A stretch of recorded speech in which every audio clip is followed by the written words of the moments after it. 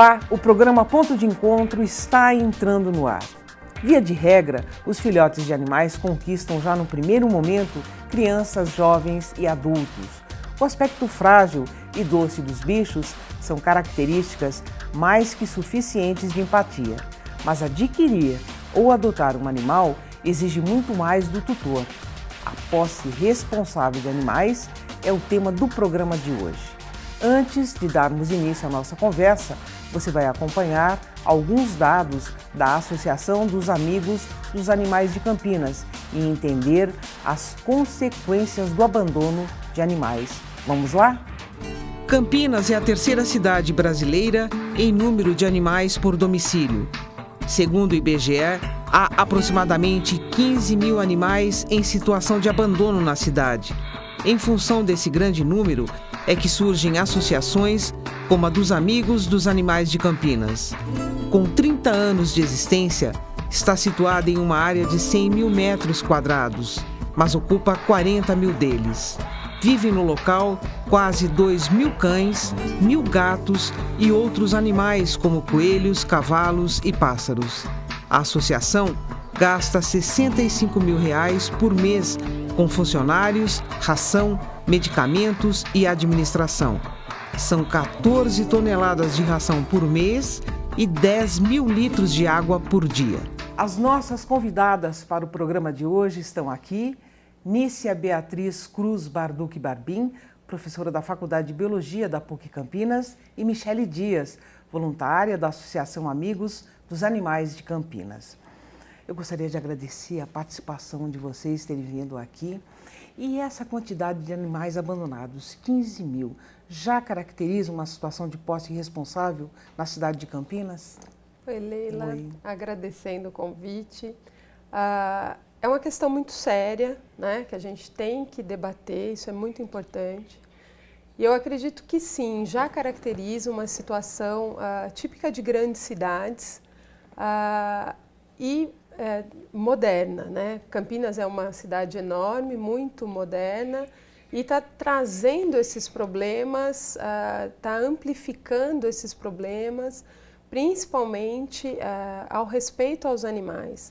Então você encontra um número muito grande de animais, dos mais diversos. A gente está acostumado a pensar em cães e gatos, mas não necessariamente.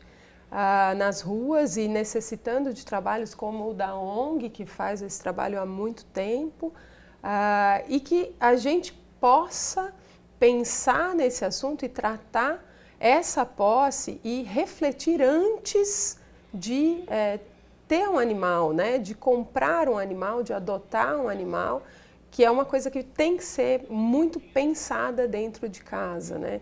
A gente tem que fugir um pouco desse padrão de grandes cidades e refletir um pouco mais. Tá.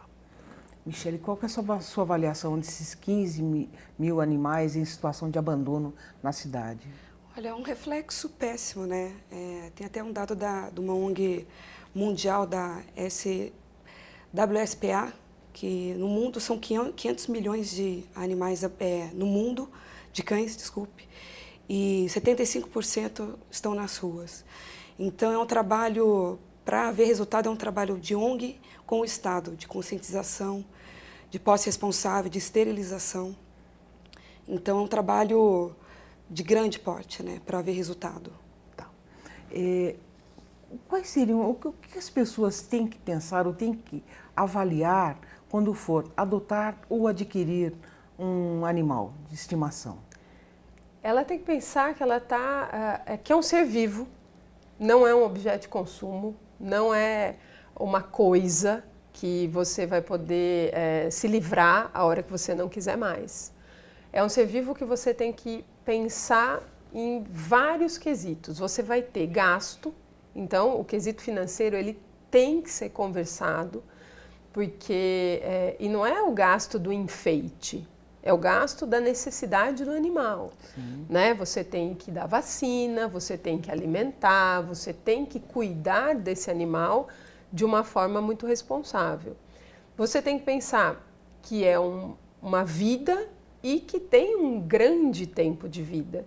e que a nossa vida está sujeita a mudanças, então você tem que refletir antes do porte desse animal, o quanto tempo ele vai sobreviver, se você tem criança em casa ou não, idoso em casa ou não. A gente tem raças que são mais compatíveis a diversos perfis, então tudo isso é público, você consegue buscar esse tipo de informação e realmente planejar antes de você ter um animal. Isso é essencial para a gente poder diminuir esse tipo de problema, né? Que o abandono que é muito cruel, né? Michele, que ímpeto que é esse que as pessoas têm, que elas não conseguem ter esse comprometimento, elas não conseguem esse planejamento a longo prazo? Acho que o ser humano vai muito por impulso, né? Como ela disse, vê como um simples capricho. Não vê que é uma vida, que é senciente, que tem suas necessidades. E isso também reflete até com o próprio ser humano, né? Então, é muito complicado, tem que haver campanha de conscientização, tem que ter a questão jurídica, né? Apoio em relação a leis para punir maus tratos e abandono. Acho que tem muito a ver com o egoísmo do ser humano mesmo. E alguns casos é falta de informação. Isso é muito importante, ter acesso à esterilização. E, enfim, esse eu acho que é um dos pontos, né? Tá certo. Na verdade, assim, não existe nenhuma política pública que possa ajudar nesse sentido. Olha, existem leis? Que estão em prática, mas não há muita fiscalização. Mas é um assunto que a sociedade está buscando discutir e pressionando as autoridades. Mas é um trabalho muito lento também, né? Infelizmente. Na verdade, acho que mudou muito, o perfil mudou de 98 para cá, com a Lei de Crimes Ambientais, onde o mau trato ao animal, inclusive doméstico, é punido como crime. Ele deixou de ser uma contravenção, ele passou a ser um crime, então você tem pena de 3 meses a 1 ano, ainda é uma pena relativamente curta, principalmente pelo aspecto moral da sociedade, que a gente se ofende muito com uma agressão a um animal, né? Mas as coisas caminharam, melhoraram em alguns quesitos nesse sentido, principalmente nesse lado da punição. Isso melhorou, não significa que isso está resolvido. E outras políticas que existem são as políticas de posse responsável. Alguns municípios têm normas, a cidade de Campinas tem algumas, mas a que ficou mais famosa foi na cidade de São Paulo, onde o proprietário do animal ele precisa comprovar a posse. Então ele tem uma identificação desse animal, ele tem que levar da vacina, ele tem que cuidar efetivamente desse animal. Aí a gente foge do aspecto crime, a gente entra por aspecto administrativo, aonde você pode estar sujeito a multas, né? Se você não cuidar devidamente do seu animal. Tem políticas internacionais que são os chips, principalmente. Então o chip sempre vai identificar o dono. Então se você abandonar, isso vai voltar para você. É uma tendência que você chega nisso. As pessoas costumam gostar no primeiro momento do chip, porque elas acham que se eu perder meu cachorro, ou se alguém roubar o meu cachorro, eu vou ter o meu cachorro de volta. Mas aí tem o outro lado, que se eu não quiser mais o meu cachorro, ainda assim ele é responsabilidade minha. Interessante. Então você tem esses dois lados, mas é uma tendência também, né? Que você cuide desse animal para sempre. Não tem jeito. E existe aplicação da lei nos casos de maus tratos? Você falou de 3 meses a 1 ano? Existe mesmo? Existe sim. A gente tem a tendência a achar que não, né? A gente, principalmente todos os crimes ambientais, a gente tem a tendência a achar que ninguém vai ser punido, que no máximo vai pagar uma cesta básica, mas tem sim uma punição, não vai ser preso, muito difícil, honestamente, que a pessoa seja presa. Mas ela vai sofrer vários tipos de punição e eu acredito que assim, não necessariamente a pessoa precisa ser separada da sociedade por causa disso, né? Precisa ser uma coisa muito grande e aí a punição também será maior.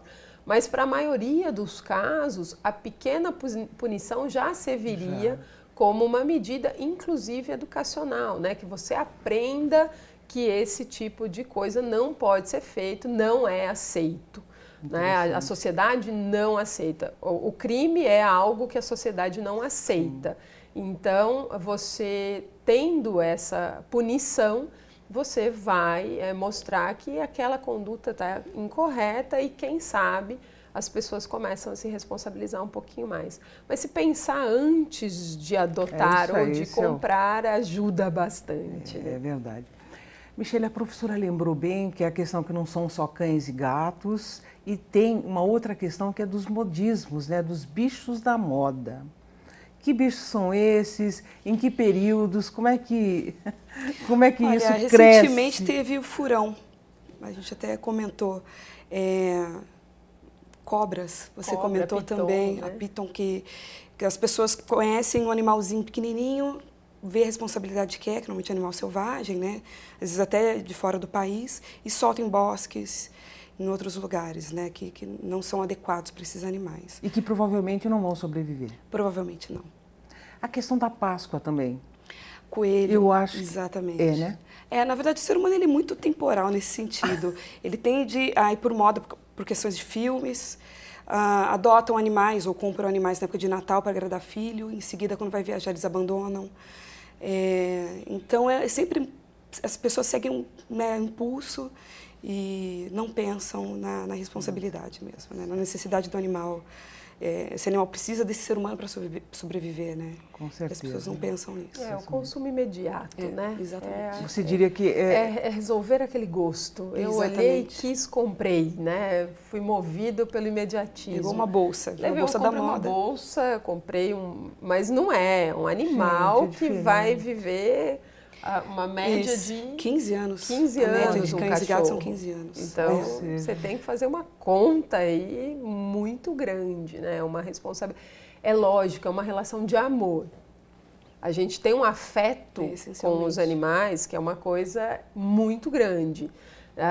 A gente aqui tem que ser responsável, tem que pensar, tem que fazer a conta, lindo.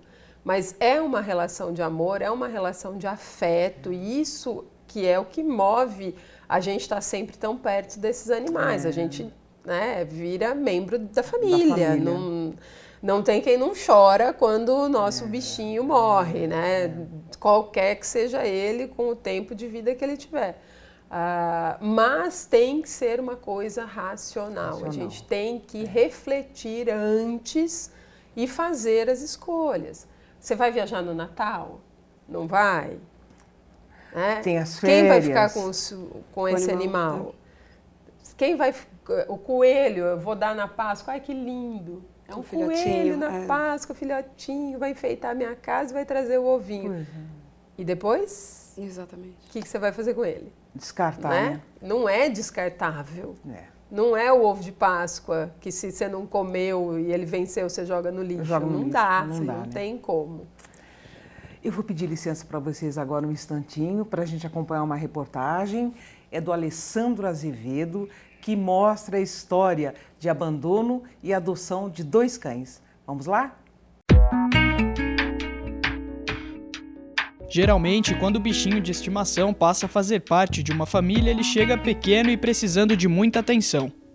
Mas na casa da Mariana, as coisas não seguiram essa ordem. Os cachorros e gatos já eram adultos quando foram adotados por ela e pelos pais. O Negão foi o seguinte: uma vizinha de uma rua próxima, ela se mudou e abandonou o cachorro dela. A gente calcula que ele tinha uns 6 anos na época. E ele é grande, né? Então todo mundo tinha um pouco de medo, um pouco de receio. Até que um dia um dos vizinhos ofereceu para o meu pai, que a gente sempre teve cachorro grande, né? E a gente ficou meio receoso e tal, mas quando meu pai foi olhar ele encostou a cabeça no meu pai e olhou assim, com um pedido assim, me leva. E tá aí até hoje. Então, a Nina foi o seguinte: meus pais são professores e o uma professora, ela era dona da Nina. A Nina tinha 2 anos na época.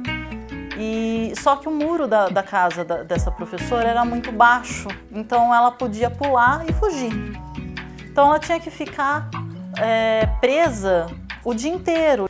E ela já estava procurando um lar novo, né? Então meu pai, minha mãe, sabendo dessa situação, eles adotaram a Nina. As pessoas que adotam filhotes geralmente fazem isso por considerar os bichinhos mais meigos e divertidos, mas há quem acredite que cuidar de um animal adulto também tem suas vantagens. Ele não tem toda aquela parte da infância, ele não fica chorando durante a noite, não fica fazendo xixi em todo lugar, não fica brincando com chinelo, acaba de repente estragando um sapato ou um tapete. Isso ele já passou dessa fase. Mas eu acho que a maior vantagem de você adotar um cachorro já adulto é a gratidão que eles trazem nos olhos deles por você ter adotado ele.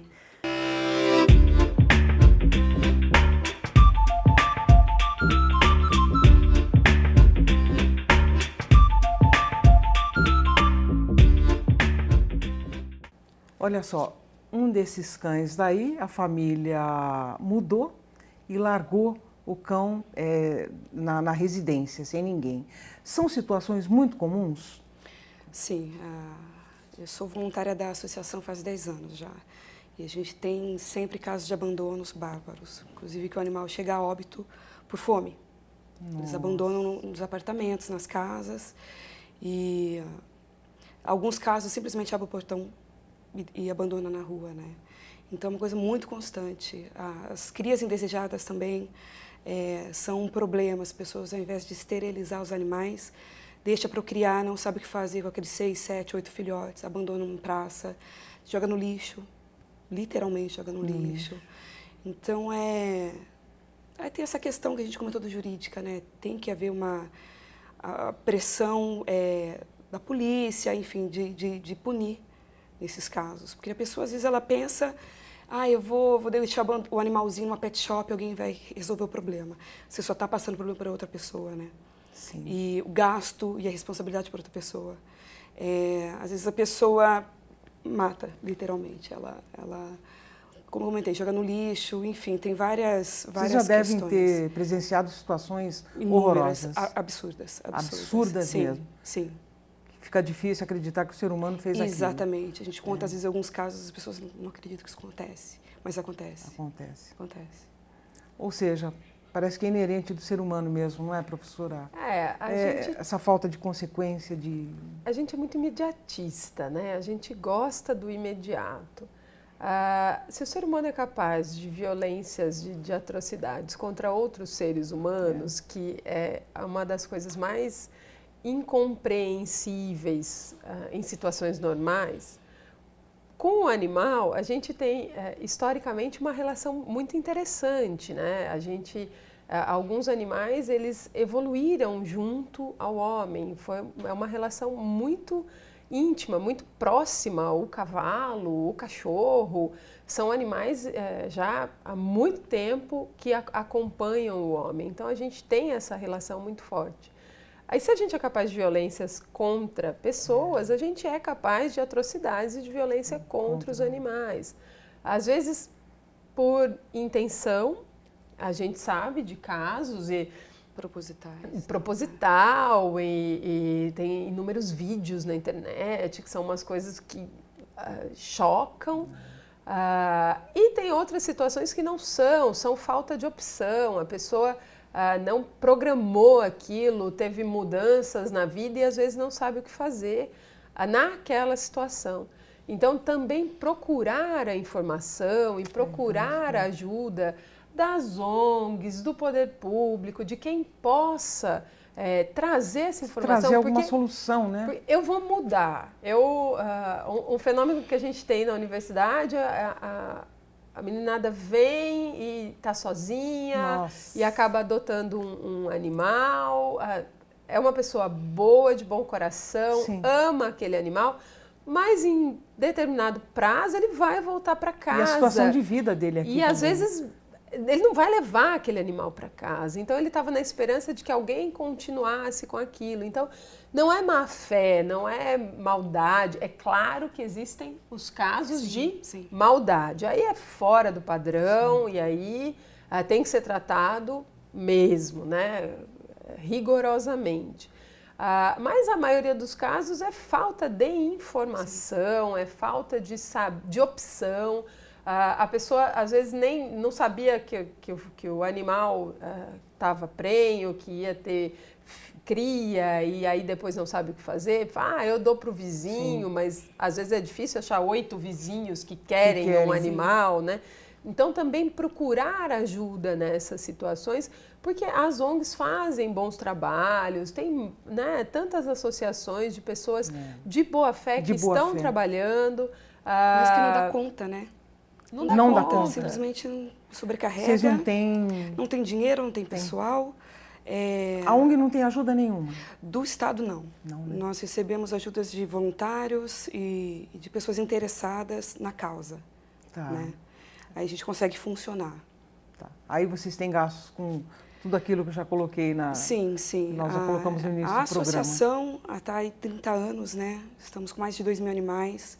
E a alimentação com funcionário, alimentação, medicamento, enfim, dá qualidade de vida para o animal, dá gasto.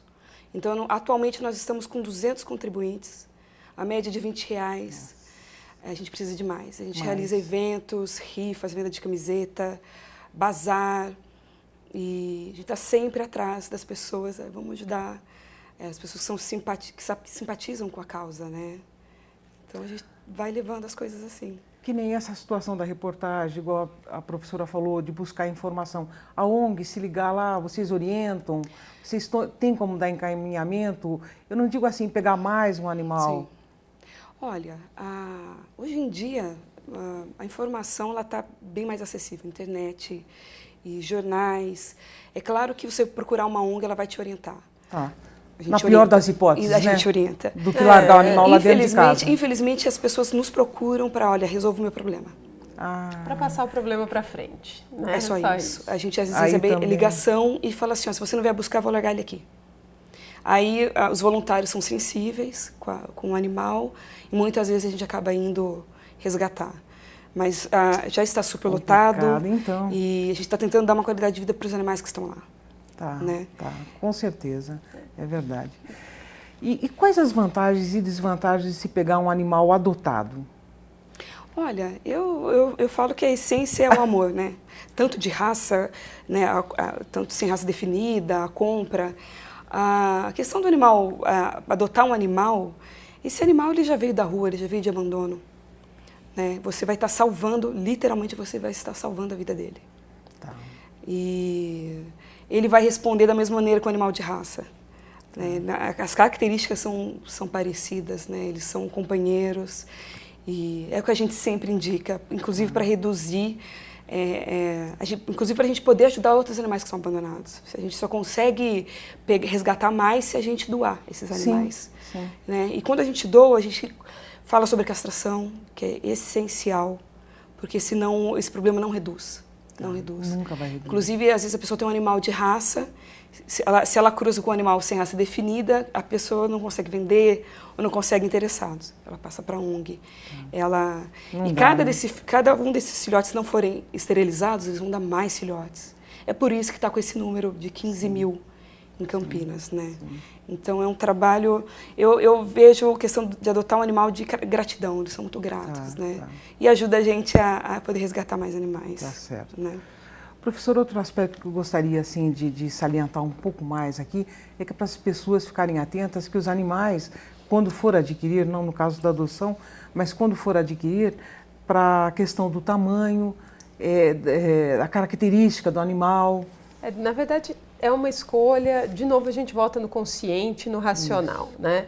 Então, se você tem que analisar o tamanho da sua casa, se você tem espaço ou não, o porte desse animal, se você tem quintal, você pode ter um animal com um porte maior que vá se aproveitar desse espaço. A Associação Veterinária Mundial ela tem 5 princípios de qualidade de vida animal. né, que são a possibilidade dele estar livre para ter a sua qualidade para o seu porte, é que ele seja livre para se alimentar, é que você tenha a condição de alimentar, é que ele esteja protegido, né, que a gente consiga proteger esse animal de injúrias e de doenças. Então, a gente tem regras e é importante você pensar nisso antes.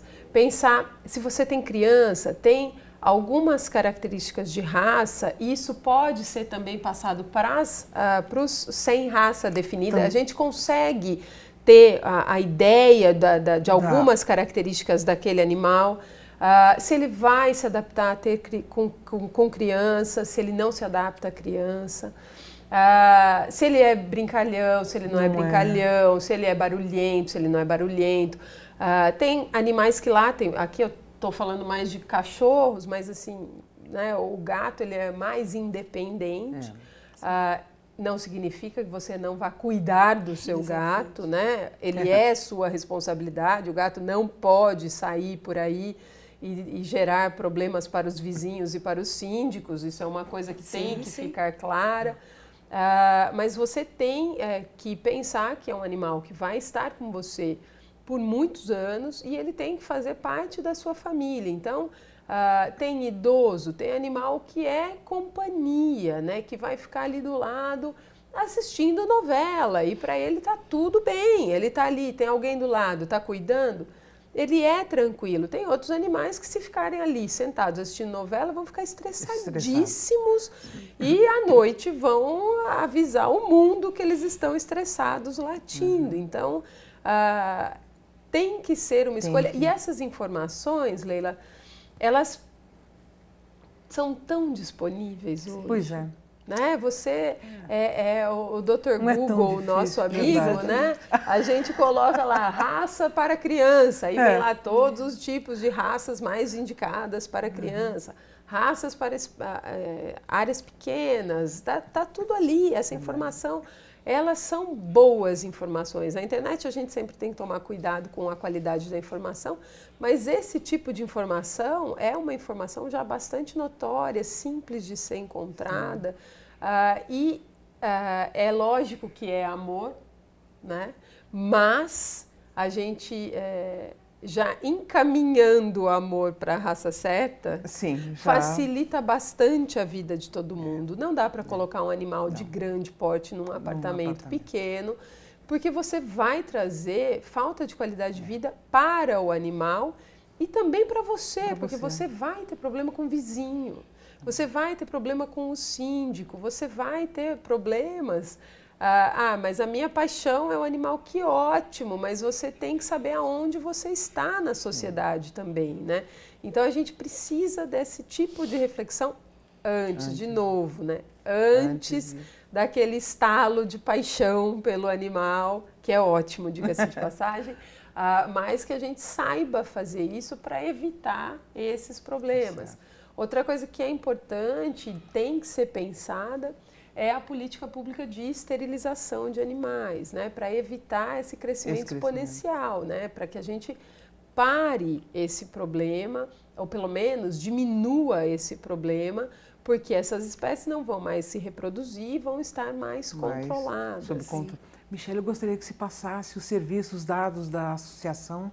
Tá. O principal meio de contato com a gente é pelo site, que é www.aac.org.br.